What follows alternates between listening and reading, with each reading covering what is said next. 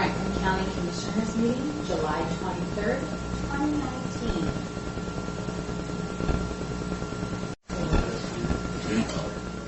Good morning. It is 9 a.m. for our regular Tuesday morning meeting for July 23rd. And if you'd join me in the pledge, please. Pledge allegiance to the flag of the United States of America and to the republic for which it stands, one nation, under God, indivisible, with liberty and justice for all. Thank you. Evidently, we are one commissioner short this morning. I just heard, I have no idea where or what, but Commissioner Didier and myself are on board. We have people in the audience. So with that, we have approval of the minutes from July 9th. If there's no addition or changes, I'll sign them. Yep. Okay. And then Derek, you're up, please.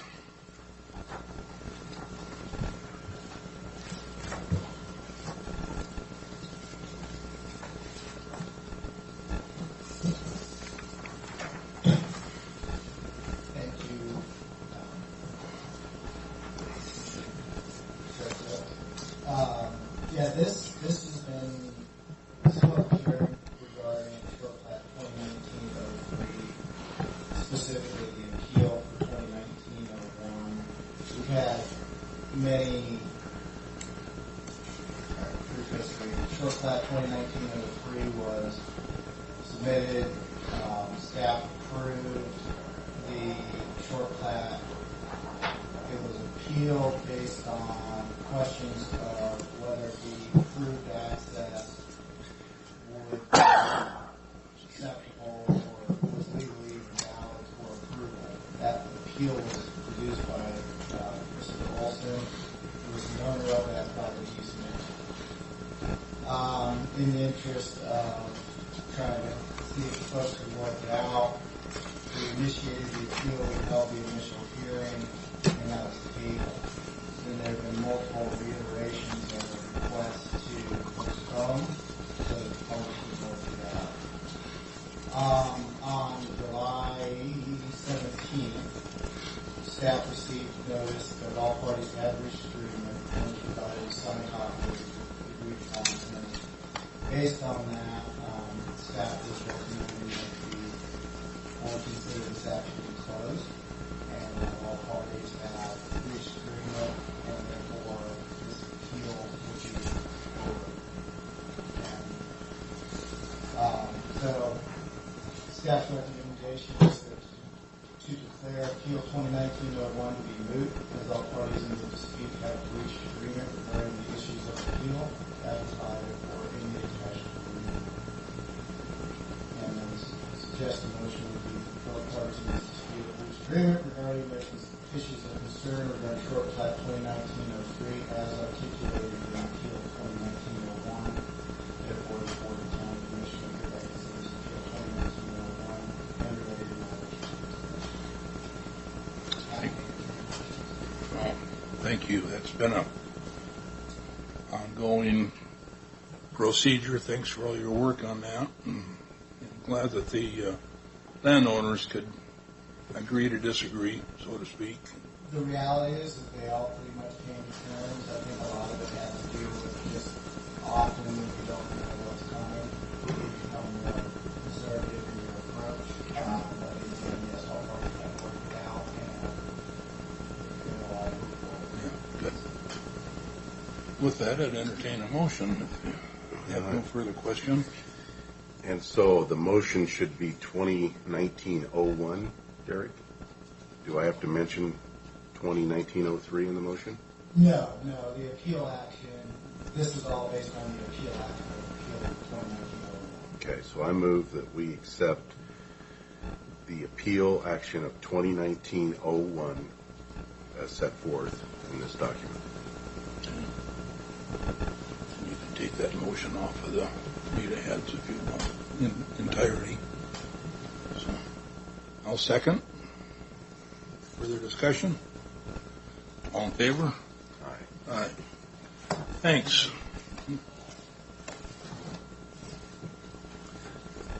to public comment already this morning. Anybody like to speak to us? Morning. I'm going to read though, because otherwise I'll forget. I am Brandy Kovas, and I am from the Tri-Cities Amateur Hockey Association. I have 2 kids who participate in hockey, my son and my daughter.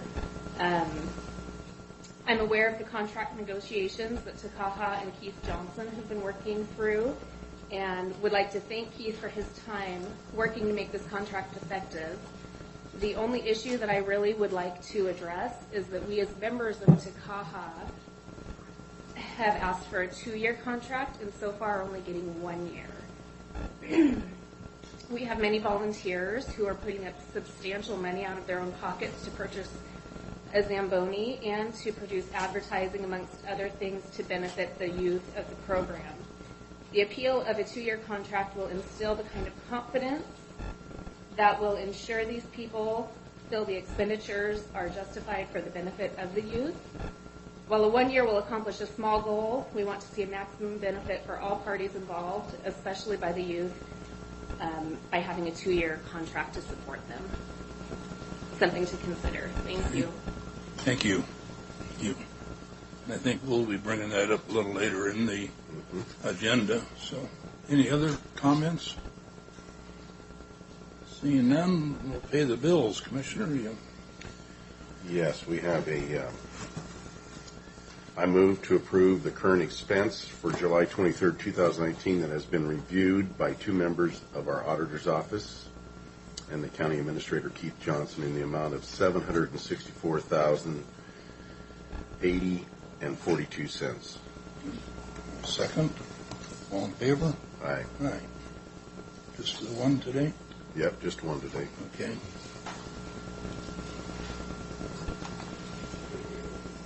That brings us to our consent agenda, 1 through 4. Yes. I move that we approve the consent agenda with discussion on item 1. Okay. Have a second with the discussion. Okay, item 1 on the consent agenda. I just need some clarification here. Background, it says the county commissioners approved contract E19017 on July 24th of 2019 for $31,000. The commissioners later approved Amendment A for contract E19017 on June 18th. Now, there must be date must be messed up there because we're going back in time. There's something wrong there with that, the writing of that.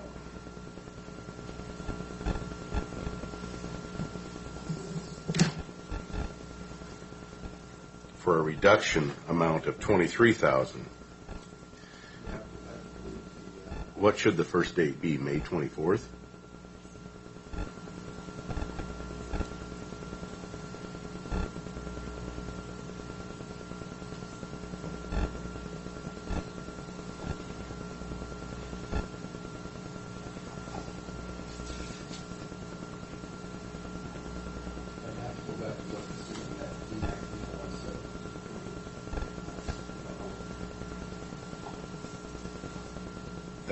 I just want to make sure we get it right before we pass that through. Looks like we're backtracking there on dates.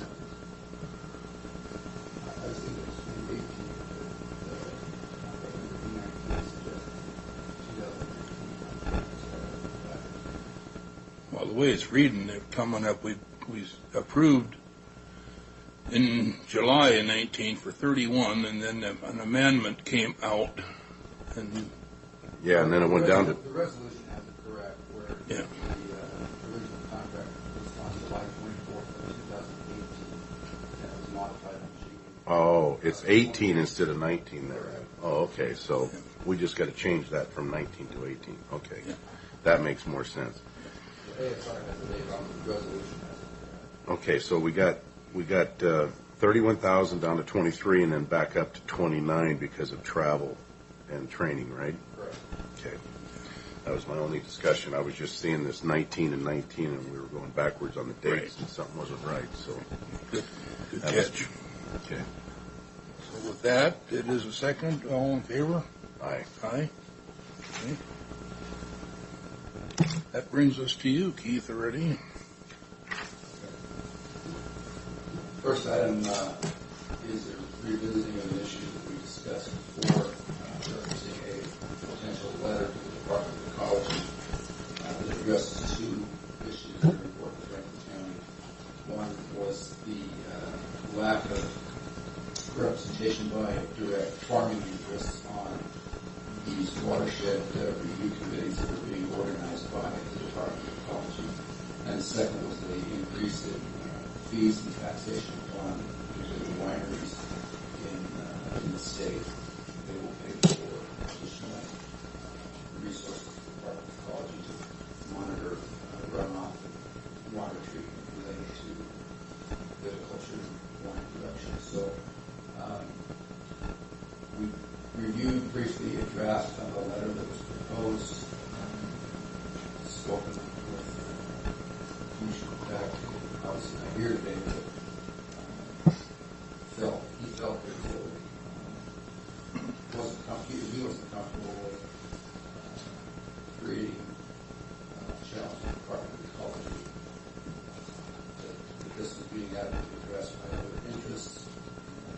Franklin County was concerned about the other areas in which we interact with the Department of Ecology. I won't speak too much for him, but decided that he was not in favor of sending a letter to it. So, agreed, obviously, if the Commissioner wanted to go ahead and send a letter, that's fine. And address any additional questions that you may have, rewording the language that you may have, like you expressed last week. Well, in the original letter that you drafted, Keith, you put in there that you had a sentence in there questioning ecology on using these fees to hire more people. And I think that's warranted because I went through and read these articles numerous times, and it seems to me that that's exactly what they're projected to do here. They even admit it in their own language that they want to hire 17 more people. And in this article, the conservation districts do a great job working with farmers, but they are not free to represent policy issues important to farmers, she said. And that's our Judy Warnick from Moses Lake, our senator, who was responsible for this fix on the Hearst decision. And on the Hearst decision, they have put the deal reopened rural Washington to new wells in exchange for restrictions on household water consumption, new fees, and more water habitat for salmon. Now, the key issue there is the restrictions on household water consumption. That means they're already doing this in Benton County. They're putting monitors on your wells. And when they deem that you've used enough water, they're going to shut your well off. This is the Department of Ecology. They're putting more fees on our wineries. This article here is about the wineries, and there's a young winery operator in here that wants to expand, but he says now he can't. And these rules will apply to wineries that make at least 17,835 gallons of wine or juice a year, which is nothing. That's not a lot of gallons. And they want the fee for a winery permit will range from $296 a year to $33,196, depending on production. Now, the key here is that they're not just going after the wineries. Back to this article, they are going to go after, it's in this article here. Ecology set the fees for wineries as part of a broader reworking of fees on more than 6,300 businesses and sewer plants that already have permits to discharge pollutants. Some manufacturers, including food processors and fruit packers, will have fees go up 4.62% on July 1 and 5.43% the following year. That's a 10% increase. Now, and they want to hire more people to come out and harass us, the people that are creating the revenue. Now, if you go back and you look at our founding fathers, one of the usurpations they laid against the King of England was he has erected a multitude of new offices, sent out his hither swarm of officers to harass our people and to eat out their substance. This is exactly what our founding fathers were fighting back in the day. They're coming after the people that are making the money to pay the taxes, and they even say in here in this the one article that if they don't do this, that people will break. Where the heck is it? I got to find this. But they will not follow the rules and regs, as if we're a bunch of renegades out here that are unlawful and will break the rules just because there isn't somebody looking over our shoulder. And it's in this article here. They do know ag. No, that's not it. But this is all stated. The statement took language from, that's from the Ecology Director, Maria Bellin. Now, this is from her mouth only, so she's the one that's saying that if we don't have somebody looking over our shoulder, that we're going to not follow the rules and regs on water. And to me, this, I don't think our letter now, after I've reviewed these articles even more, I don't think it's strong enough. There's also a county on the west side, one of the 11, Ecology put a member of the Mason-Kitsap County Farm Bureau on the Watershed Committee after a conservation district withdrew. Now, withdrew from BSP into GMA. As soon as Mason-Kitsap said, we're out of VSP into GMA, they put a member of the farmers group on the board. So if we show a little consumption on this side of the mountains, maybe we'll have some of these other counties follow suit, and we too will be represented on these boards, these water committees that are going to allocate water rights in the future. If not, we're going to be closed out of this, and we're not going to have a say. This is so important to the farming community. And I don't think that we really need to make a decision on this today. I would like to get more public. I'd like to get the Farm Bureau in here and hear this argument, and at least have a group of people that are willing to stand and fight against this ecology that's out of hand. They're out of control. That's my view. Okay. Sure, we can get that done. It's just I'll get on the phone. I'll get some people in here, but it's very upsetting when they say that they don't have these people looking over our shoulders, that we're going to break the rules. we need Mark here also from the Conservation District. Yep. So, all right. Carry on, Keith. Yes. As was mentioned in the public comment section earlier, I did meet with the Youth Hockey Association to talk about that contract. And one of the things that really from a perspective of theirs, which I don't really object to or want Commissioner's input, is this idea of going with a 2-year agreement as opposed to a 1-year agreement. We recognize that long term there needs to be a new facility for that program, and the annex at the Howard Center is not likely to be the right type of venue to do that over the long term. It's obviously been there a long time, it's worked well, but if we just do a 1-year contract, they're not going to have a replacement facility built and ready to go in 1 year. So I don't think a 2-year agreement is a reasonable request. What their proposal is $80,000 the first year, $90,000 the second year, so go up an additional $10,000. Most of the other terms of the contract will be as proposed last week, where we had those items listed out. There's some minor items of language clarification that they requested. For example, there was a provision in the agreement about the thickness of the ice. They want that a little more clearly defined, and I think that's appropriate since their Zamboni drivers are going to be managing the ice layer and thickness. There was a provision in the agreement about if there's a total failure of our ice making equipment, that both parties clarification on that issue as to assessing what would it take to fix or repair that equipment. It's obviously it's a very expensive fix, then the provision of that contract walk away might make sense. But if it breaks down, but we can come up with a reasonable cost to fix that, and whether Takaha or the county shares or splits that repair cost, they just want the ability to make that judgment. And so we're working on kind of recrafting some of those specific items in the contract. But the main point, as Gene indicated earlier, was whether we could agree with a 2-year rather than just a single-year contract. I think that provides them security going forward.